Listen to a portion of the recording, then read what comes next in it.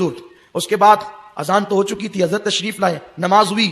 حضرت نے جب نماز کا سلام پھیرا تو دائیں طرف جتنے مقتدیوں کو حضرت نے دیکھا دایاں سلام پھیرتے وقت, تو دائیں طرف کے جتنے تھے وہ سب حافظ قرآن ہو گئے.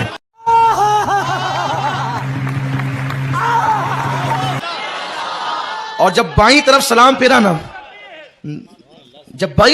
پھیرا نا, تو جتنوں کو دیکھا بائیں طرف کے سارے حافظ قرآن ہو گئے. دین شعبدے بازی کا نام, ایک جو ہمارے ملک میں اللہ رسول کا اتنا تعارف نہیں ہے جتنا ولیوں کا تعارف ہے. ولیوں کا تعارف کرنا, ان کی زندگی پڑھنا ہمارے ایمان کا حصہ ہے. لیکن ہم ہندی معاشرت سے متاثر ہیں. ہم نے ولیوں کو بھی اللہ کے قریب پہنچا دیا اور جھوٹی سچا جو کچھ چاہا لکھ دیا. اس امت نے دین کو بچایا ہے سند کے ساتھ. یہ تھوڑا ہے کہ جو مرضی لکھا ہوا آمین. شیخ عبدالقادر جیلانی رحمۃ اللہ تبارک و تعالی علیہ پیران پیر ہیں, اس میں کوئی دوسری رائے ہے ہی کہ وہ ولایت کے مقام میں سب سے اوپر ہیں. اللہ نے ان کو یہ مقام دیا ہے. لیکن ان کے بارے میں جھوٹی باتیں. سلام پھیرتے تھے, جب ادھر منہ کرتے تھے تو ادھر والے علماء بن جاتے تھے, اور ادھر منہ پھیرتے تھے تو ادھر والے حافظ بن جاتے تھے. اور وہ ان پڑھ کہتے ہیں سبحان اللہ. ارے بھائی ایسا نہیں. میرے نبی سے بڑی نظر ہے جیلانی کی. قطب سبحانی, پیران پیر, جتنے ٹائٹل دو تھوڑے ہیں, لیکن میرے نبی کے سامنے تو وہ ایک تنکے کی حیثیت نہیں رکھتے ہیں. ساری ولایت تو بہت چھوٹی چیز ہے. سارے انبیاء اکٹھے ہو جائیں تو میرے نبی کے سامنے کیا ہے؟ کچھ بھی نہیں. تو میرے نبی سلام پھیرتے تو عالم بنا دیتے, ادھر سلام پھیرتے تو حافظ بنا دیتے. آپ نے تو کیا نہیں, تو یہ پیران پیر کیسے کر دیا؟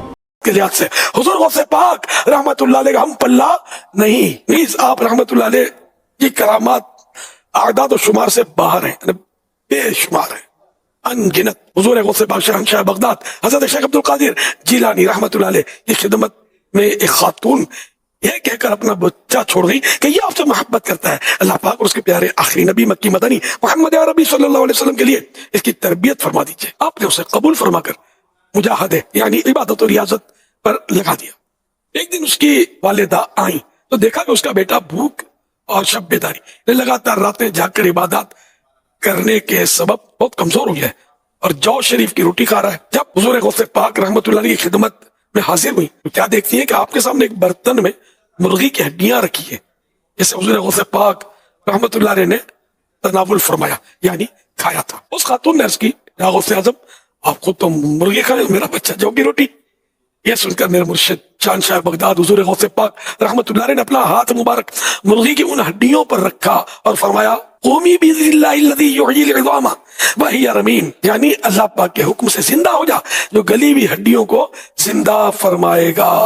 یہ فرمانا تھا کہ مرغی فوراً صحیح سلامت زندہ کھڑی ہو کر آواز نکالنے لگی. حضور غوث پاک رحمت اللہ علیہ نے فرمایا جب تیرا بیٹا اس درجے تک پہنچ جائے گا تو جو چاہے گا کھائے گا. کتاب میں موجود واقعہ, آپ کے پاس ایک مائی آئی, ایک خاتون آئی, اس کا بچہ آپ کے مدرسے میں پڑھتا تھا. غوث پاک مرغا کھا رہے تھے لیکن آپ ہڈیاں نہیں توڑ رہے تھے, ہڈیاں الگ رکھ رہے تھے. وہ عورت دیکھ رہی تھی, اس کا بچہ دال کھا رہا تھا, غوث پاک مرغا کھا رہے ہیں. ماں تھی نہیں چپ رہ سکی, بول پڑی میرے بچے کو دال کھلا رہے ہو, خود مرغا کھا رہے ہو. خود آپ مرغا کھا رہے ہو اور میرے بچے کو دال کھلا رہے ہو. غوث پاک اس کی بات سنتے جب مرغا کھا لیا آپ نے ہڈیوں پر ہاتھ رکھا, فرمایا قم بِإِذْنِی, اٹھ میرے حکم سے. وہ مرغا زندہ ہو گیا. فرمایا جب تیرا بیٹا اس شان کو پہنچے گا تب مرغا کھلائیں گے, ابھی اس کو دال کھانے دے, ابھی اس کی تعلیم کا وقت ہے. جب اس شان کو پہنچ جائے گا پھر اس کو بولے مردے زندہ کیے یا نہیں کیے. اونچی